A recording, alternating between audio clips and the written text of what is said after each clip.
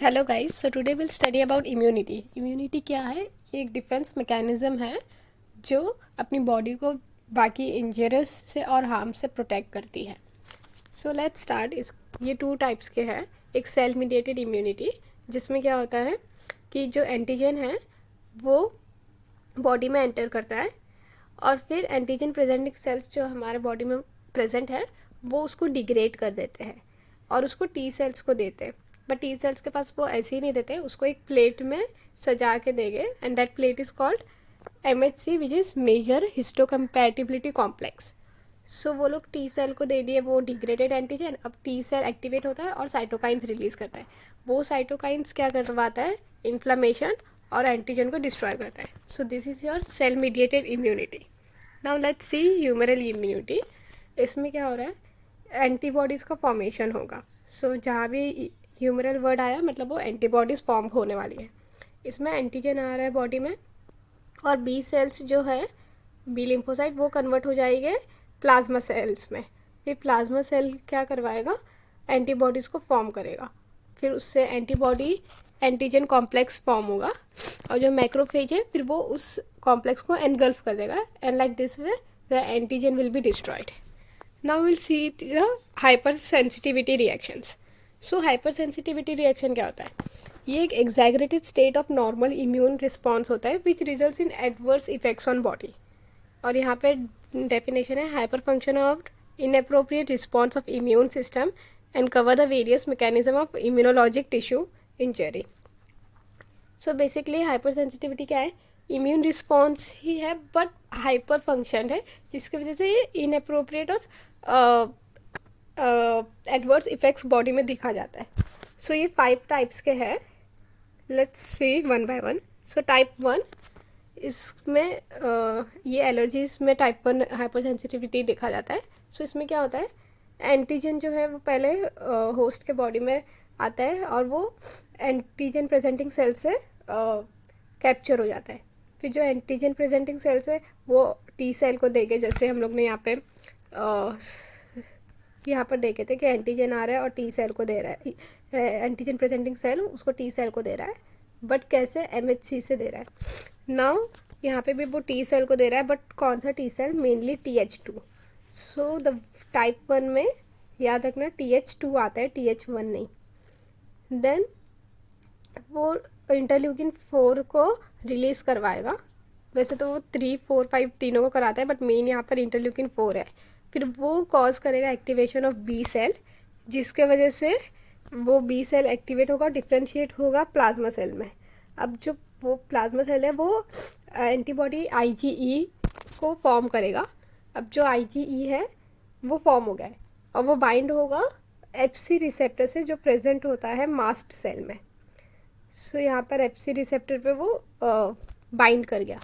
Now mast cell fully sensitise है कि अगर वो नेक्स्ट टाइम वही एंटीजन आएगा तो मास्ट सेल को पता है कि हाँ वो रिकॉग्नाइज कर लेगा और वही same antibody that is IgE को रिलीज करवाएगा। So now during second contact with the same antigen, IgE जो उसके सरफेस पे था मास्ट सेल के वो एक्टिवेट हो गया है और वो क्या कराएगा? अब मेम्ब्रेन लाइसिस कराएगा। मतलब जो मास्ट सेल का मेम्ब्रेन है वो टूटने लग जाएगा और उसमें से रिलीज होगा हिस्टामिन, सेरोटोनिन, वेजोएक्टिव इंटेस्टिनल पेप्टाइड, ल्यूकोट्रिन्स, फिर प्रोस्टाग्लैंडिन, प्लेटलेट एक्टिवेटिंग फैक्टर। ये सारी चीज़ें क्या करवाती है? पहला तो इंक्रीज वस्कुलर परमेबिलिटी, फिर स्मूथ मसल का कॉन्ट्रैक्शन, फिर पहले इनिशियली वो वेजो कॉन्ट्रैक्शन कराएगी, उसके बाद वेजो डायलेशन, फिर शॉक भी करवा सकती है। Then increase gastric secretions and increase nasal and lacrimal secretions. So you have seen जिनको एलर्जी होती है उनको बहुत ज़्यादा नेजल एंड लैक्रिमल सिक्रेशंस होते हैं। अब ये सारे जो इफेक्ट्स है ये 2 फॉर्म्स में हो सकता है, एक एनाफाइलेक्सिस और एक अट्रॉफी। सो एनाफाइलेक्सिस में क्या है कि वो अक्यूट होता है और वो उसमें पोटेंशियल है कि वो फेटल होगा और सिस्टमिक फॉर्म में होगा, ये ना पूरी बॉडी को अफेक्ट करेगा। और जो अटॉफी है वो रिकरेंट है, बार बार होता है, non fatal, it is not as fatal as anaphylaxis, और ये लोकलाइज फॉर्म है, यानी सिर्फ नोज़ को, नेजल एरिया को अफेक्ट करेगा या सिर्फ आइज़ को वैसे। Now let's see the examples. So you know allergy है तो सारे एलर्जीज वाले एग्जांपल आए गए, eczema, hay fever, asthma, urticaria, anaphylactic shock, acute dermatitis. इनके अलावा ये 4 एग्जाम्पल वेरी इंपॉर्टेंट जो MCQs में भी पूछ सकते हैं, which is PK reaction, Prosnitz-Kushner, then Cassoni test, Theobald-Smith phenomena, and Skulls-Dale phenomena. So here we have completed hypersensitivity 1 reaction. Now we'll go to type 2.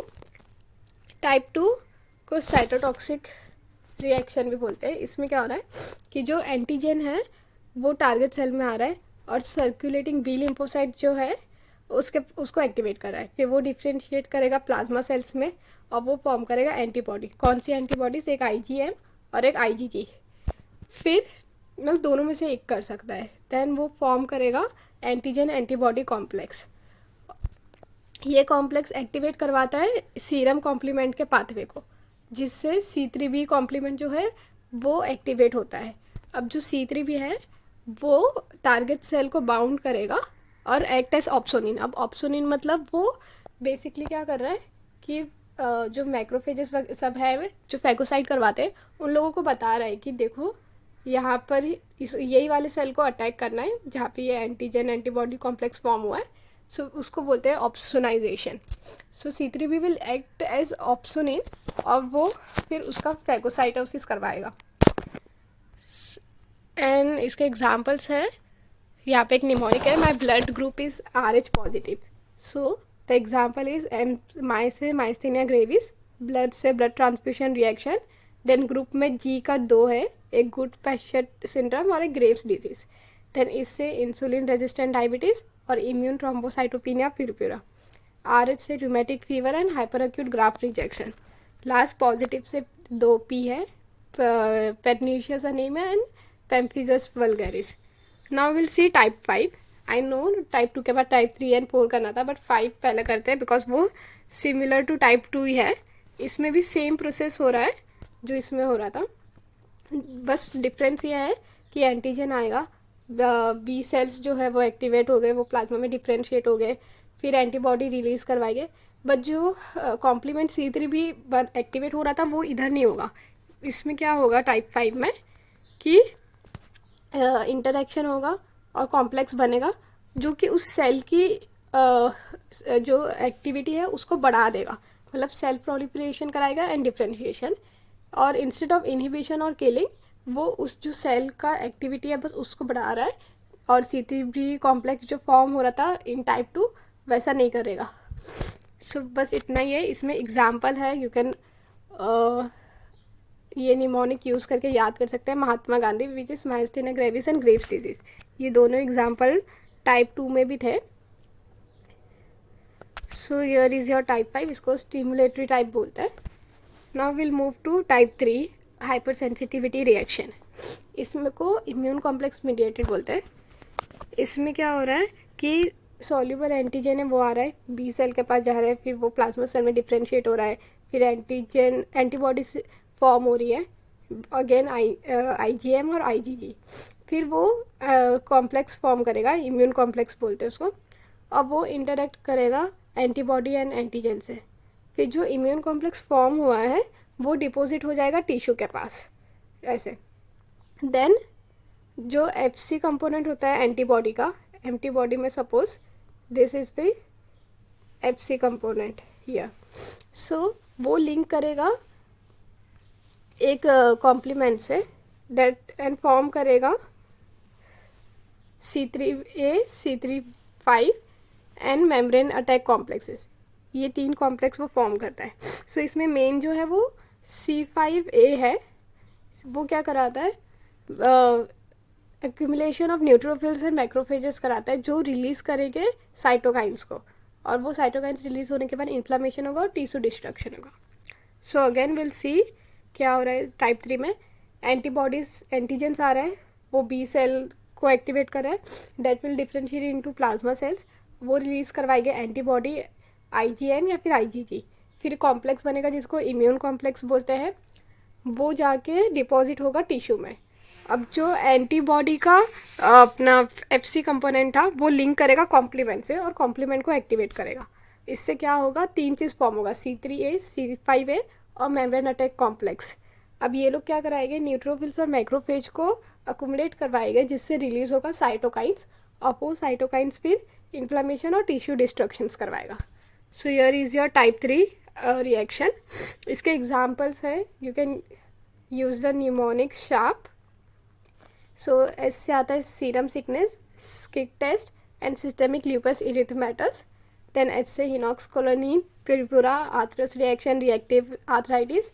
राजी ऐसे polyarthritis nodosa and post streptococcal glomerulonephritis.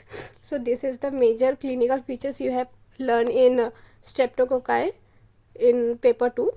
So यहाँ से वो symptoms जो वहाँ का clinical feature है वो यहाँ का example याद कर सकते हो. Then राजी ऐसे, so ये type 3 का example है. So you can learn it from कि class 3 में राजू नाम का लड़का था जिसको मैम ने ऐसे लिखने का होमवर्क दी. ठीक है. So from ear you can remember कि टाइप 3 का जो एग्जाम्पल है वो है राजी ऐसे. Now will move to the last type 4 reaction. So जो हम लोग ने अब तक देखे थे 1, 2, 3 और 5, ये सब थे ह्यूमरल मीडिएटेड जिसमें एंटीबॉडीज़ फॉर्म हो रही थी. बट जो टाइप 4 है वो सेल मीडिएटेड है, इसमें एंटीबॉडीज़ फॉर्म नहीं हो रही है. सो क्या होगा इसमें, इसको 2 टी सेल मीडिएटेड रिएक्शन भी बोलते हैं और डिलेड हाइपर सेंसिटिविटी. अब तक जो एंटीजन आ रहा था उसको एंटीजन प्रेजेंटिंग सेल क्या कर रहा था, डिग्रेड कर दे रहा था. बट ये क्या है, नॉन डिग्रेडेबल है. सो इसमें वो आएगा एंटीजन और एंटीजन प्रेजेंटिंग सेल उसको प्रेजेंट करेगा टी सेल को. इसमें कौन सा टी सेल है, TH1 है. जो हम लोग टाइप 1 देखे थे उसमें TH2 था और जो टाइप 4 देख रहे हैं हम लोग उसमें TH1 है. सो इसमें कंफ्यूज मत होना. अब जो TH1 है वो 3 साइटोकाइंस रिलीज़ करवाता है. क्या क्या है वो, एक के tumour necrotic tissue necrotic factor, then interleukins और इंटरफेरॉन गामा, ये 3 वो रिलीज़ करवाएगा. अब ये लोग क्या करते हैं, पहला तो जो इंटरफेरॉन गामा है वो मोनोसाइट्स को ब्लड से बाहर निकालेगा इस तरह. अब मोनोसाइट जो है वो डिफ्रेंशिएट हो गया, उसका साइज़ इंक्रीज़ होगा और वो एपिथेलॉइड सेल बनेंगे. अब बहुत सारे एपिथेलॉइड सेल्स जो है वो फॉर्म करेंगे. अभी ये एपिथेलॉइड सेल्स है, ये पूरा सब मिलकर फॉर्म करेगा और जाइंट सेल्स जो कि मल्टी न्यूक्लिएटेड होता है. नाउ इंटरल्यूकिन जो है वो क्या करेगा, ब्लड में से टी लिम्फोसाइट्स को निकालेगा और उसको माइग्रेट करवाएगा. फिर जो लास्ट है टिश्यू नेक्रोटिक फैक्टर, वो क्या कर रहा है, ब्लड से फाइब्रोब्लास्ट को बाहर निकाल रहा है, उसका प्रोलिफरेशन करा रहा है और उसको माइग्रेट कराएगा. सो इन तीनों से क्या हो रहा है, ग्रेनुलोमा फॉर्म होगा. पहला तो जो जाइंट सेल है या फिर एपिथेलॉइड सेल जो कि फॉर्म हो रहा है इंटरफेरॉन गामा से, वो उसका लेयर बनेगा. फिर उसके ऊपर टी लिम्फोसाइट्स का लेयर बनेगा ड्यू टू इंटरल्यूकिन, और लास्ट में फाइब्रोब्लास्ट का लेयर बनेगा which is due to tissue necrotic factor. इससे क्या होगा, कोलाजन सिंथेसिस बनेगा और फाइब्रोसिस फॉर्म होगा. सो दिस इज़ योर ग्रेनुलोमा. और यहाँ से क्रोनिक ग्रेनुलोमा इन्फ्लेमेशन ये सब होता है and thus your antigen will be destroyed. अब इसके एग्जांपल क्या है, इसमें निमोनिक है, John gap tulip and popcorn to Hashi. So John से जॉन मोटे रिएक्शन, फिर ट्यूलिप्स के ट्यू से ट्यूबरक्यूलिन रिएक्शन, लिप से लेप्रोमाइन रिएक्शन, फिर पॉप से पर्नीशियस अनीमिया, कॉर्न से कॉन्टैक्ट डर्माटाइटिस एंड हाशी से Hashimoto थायरोइडाइटिस. So here we have completed all the hypersensitivity reactions.